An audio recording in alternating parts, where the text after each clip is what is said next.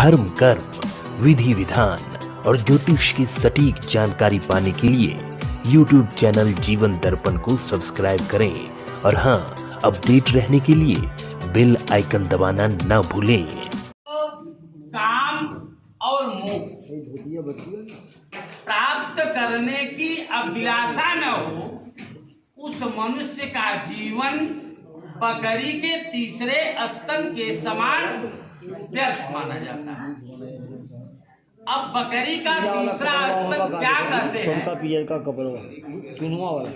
बकरी के तीसरे स्तन को क्यों कहा गया है?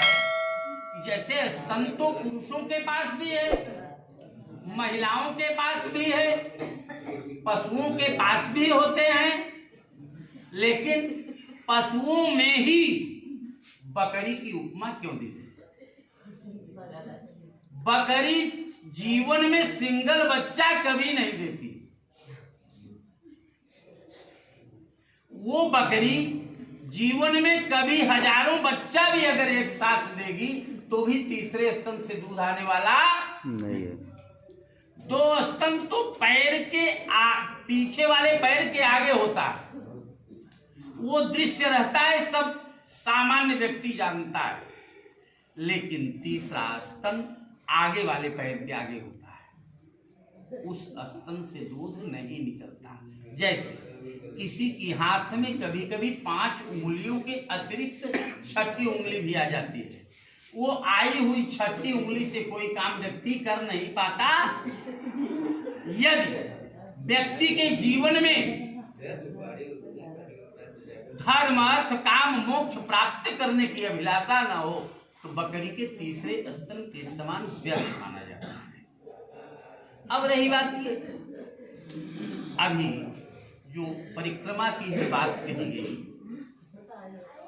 तो परिक्रमा की ही बात, परिक्रमा में ही केवल 4 परिक्रमा बताया गया है, लेकिन शास्त्र ये कहता है कि यद्यपि शुद्धम लोक विरुद्धम माचरणीयम माचरणीयम, यद्यपि शुद्ध है, लोक के विरुद्ध है, लेकिन लोक की परंपरा को हम आप जैसे माताएं या बहनें गाती हैं गाना भी, तो 7 एड़ी की बात आती है, वो एक लोक परंपरा है।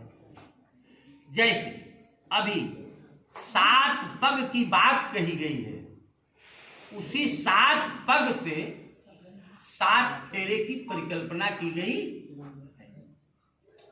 अब रही बात ये, आश्रम 4 बतलाए गए हैं, 4 आश्रमों में 3 आश्रम की क्राइटेरिया निर्धारित है, उनकी एक सीमा निर्धारित है, लेकिन ये जो गृहस्थाश्रम है, आज जो अनूप जी गृहस्थाश्रम में प्रवेश किए हैं, इनकी क्राइटेरिया असीम कही जाती है, इसकी कोई सीमा नहीं है। देखिए, विवाह के बंधन में बंधना एक जन्म की बात नहीं होती है। शास्त्र इसको प्रमाणित करता है कि पूर्व जन्मार्जितम विद्या, पूर्व जन्मार्जितम वित्तम, पूर्व जन्मार्जितम नारी अग्रे अग्रे धावति। पूर्व जन्म का ज्ञान, पूर्व जन्म का धन और पूर्व जन्म की पत्नी, ये आगे आगे चलती है। विवाह के पहले इन दोनों पक्ष के लोगों ने अनेक जगह विवाह के लिए देखा होगा। लड़की के लिए लड़के को देखा होगा, लड़के के लिए लड़कियों को देखा होगा, लेकिन जिसके साथ निर्धारित है वहीं जाकर के मन की स्थिरता बनती है। अब रही बात ये, जैसे जिन जिन वस्तुओं का हम आप उपयोग करते हैं, उनका भी रहस्य हमारे आपके जीवन में छिपा हुआ है। जैसे वर्तमान समय में दोनों पक्ष से धान का ही लावा आया था। लावा तो अनेक अन्न से बनाए जा सकते हैं, गेहूं का भी लावा बनाया जा सकता है, मक्के का भी लावा बनाया जा सकता है और किसी अन्य वस्तुओं को जुनहरी बजरी इत्यादि सबका लावा बनाया जा सकता है। धान से ही लाई भी बनाया जा सकता है, लेकिन उसका उपयोग क्यों नहीं होता? इसका रहस्य हमारे आपके जीवन में छिपा है। वो रहस्य क्या है? इस धान के लावा से एक नवदंपति को क्या सीख मिलती है, इसको भी जानना आवश्यक है। धान के बीज को तपते हुए बालू में डाल दिया जाता है। उस तपते हुए बालू में जाने के बाद भी धान अपने रूप को परिवर्तित कर देता है और जैसे ही रूप परिवर्तित करता है तो आप देखेंगे सामने धान का छिलका अपने आप लावा से अलग नहीं होता, दिखाई दे रहा है। समझ में आता है? इससे एक नवदंपति को यह सीख मिलती है कि पत्नी चाहे जितने कष्ट में रहे, पति को साथ नहीं छोड़ना चाहिए और पति चाहे जितने कष्ट में रहे, पत्नी को साथ नहीं छोड़ना चाहिए। दूसरी बात, इस धान के बीज को बेहनौर में रुपाई के लिए हम आप डालते हैं, इसको बेहन कहते हैं। एक धान के बीज से एक ही शाखा निकलता है और उस एक शाखे को लेकर के हम आप खेत में रोपाई करते हैं, एक से अनेक शाखाएं निकलती हैं। जैसे ये बेटी मायके जाएगी, मायके से ससुराल जाएगी, ससुराल मायके से अकेले जाएगी, लेकिन ससुराल में जाने के बाद में अभी ये वाम भाग की बात आएगी तो वाम भाग में जैसे ही एक्टिवेट होता है वैसे ही संतानोत्पत्ति करने की क्षमता एक्टिवेट हो जाता है। अब रही बात ये कि विवाह की प्रक्रिया तो चल रही है, अभी तक विवाह की सारी बातें हवा में थी, लेकिन अब रजिस्ट्रार का मुहर लगने चल रहा है कि आप भी कुछ हमारी बातें हैं, वो बातें हमारी आप मान लीजिए, हम आपकी बातें मान लेते हैं। अगर आप मेरी बात स्वीकार करते हैं तब हम आपके वाम भाग में आने के लिए तैयार। तो बातें क्या है कि तीर्थ व्रतोद्यापन यज्ञ दानम मया सहत्वम यदि कांत कुर्याः वामांग मायामि तदा त्वदीयं जगाद कन्या वचनम। महिलाओं का स्वभाव ही है दान करना, धर्म करना, व्रत करना, उद्यापन करना इत्यादि इत्यादि जो भी है। चूंकि लड़की ये कह रही है कि मैंने अपने सुकृत के माध्यम से आपको अपने पति के रूप में पाया है, इसलिए आप मेरे कांत हैं। कांत माने पति ही नहीं, बहुत ऊंची स्तर की व्यवस्था कही है। और यदि आप मेरे कभी मैं किसी यज्ञ की व्यवस्था में करूं, किसी धर्म के प्रति हमारी अभिरुचि बने, तो उसका समर्थन आपको करना चाहिए। क्योंकि मैं एक धर्मपत्नी के रूप में आपके वाम भाग में आने के लिए तैयार हूं। ये लड़की का प्रथम वाक्य। दूसरा वाक्य क्या कह रही है लड़की कि हव्य प्रदानैर ममरान पितृश्च काव्य प्रदानैर यदि पूजयेथा वामांग मायामि तदा त्वदीयं जगाद कन्या वचनम।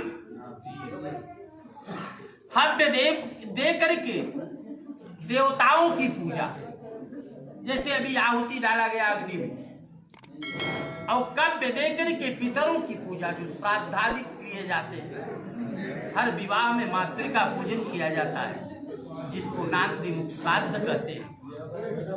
हव्य प्रदानैर ममरान पितृश्च काव्य प्रदानैर यदि पूजयेथा अन्यायोपादितं वित्तम 10 वर्षाणि तिष्ठति प्राप्ते चैकादशे वर्षे समूलम तद विनश्यति। अन्याय के द्वारा उपार्जित धन अधिकतम 10 वर्ष चलता है। जैसे ही 11वां वर्ष आता है वैसे ही समूल नष्ट हो जाता। इसलिए आप मुझे बताएंगे पैसा किस माध्यम से आ रहा है, तो मैं धर्म पत्नी हूँ, हम आपको बता सकते हैं कि ये अनुकूल है या। 5वां वाक्य है क्या कि देवालय राम तदाग पूप पापी निदध्या यदि पूजे था बावांग माया में तदा त्वदीयम जगाद कन्या वचनम च पंचमा। किसी भी प्रकार से धन आए लेकिन उसका दशमांश धर्म में खर्च होना चाहिए। कहीं देवालय बन रहा है वहां सहयोग कर दीजिए, कहीं जलाशय बन रहा है वहां सहयोग कर दीजिए, कहीं यज्ञ यागादि हो रहा है वहां आप यज्ञ यागादि में सहयोग करिए। नहीं तो अपने घर में ही समय समय पर यज्ञ कराते रहिए। यदि आप मेरी बात स्वीकार करते हैं तब हम आपके वाम भाग में देशांतरे वा स्वपुरांतरे वा यदा विदध्या क्रय विक्रय त्वं वामांग मायामि तदा त्वदीयं जगाद कन्या वचनम च। चाहे आप अपने देश में रह करके अर्थार्जन करिए, चाहे कहीं विदेश में जाकर के अर्थार्जन करिए, लेकिन पैसे अन्याय पूर्वक नहीं आना चाहिए। यदि आप मेरी बात स्वीकार करते हैं तब हम आपके वाम भाग में आने के लिए। 7वां वाक्य क्या है? न सेवनीया परिकीय जाया त्वया भवेद भामिनी कामिनिश्च वामांग मायामि तदा त्वदीयं जगाद कन्या वचनम च। कभी भी कामोत्तेजित होकर के पराई स्त्री का सेवन, हम पतिव्रता रहेगी, आपको भी पतिव्रता होना। प्रेम से बोलिए यज्ञ नारायण भगवान की। आप जीवन में जो आय करते हैं किस माध्यम से कर रहे हैं वो मुझे बताना जरूरी है। हम आपका हिसाब किताब नहीं ले रहे, लेकिन यदि आप ऐसा करते हैं तब मैं आपके वाम भाग में आने के लिए तैयार। आयम व्ययम धान्य धनादिकानाम दृष्ट्वा निवेशम प्रगृहम निदध्या वामांग मायामि तदा त्वदीयम्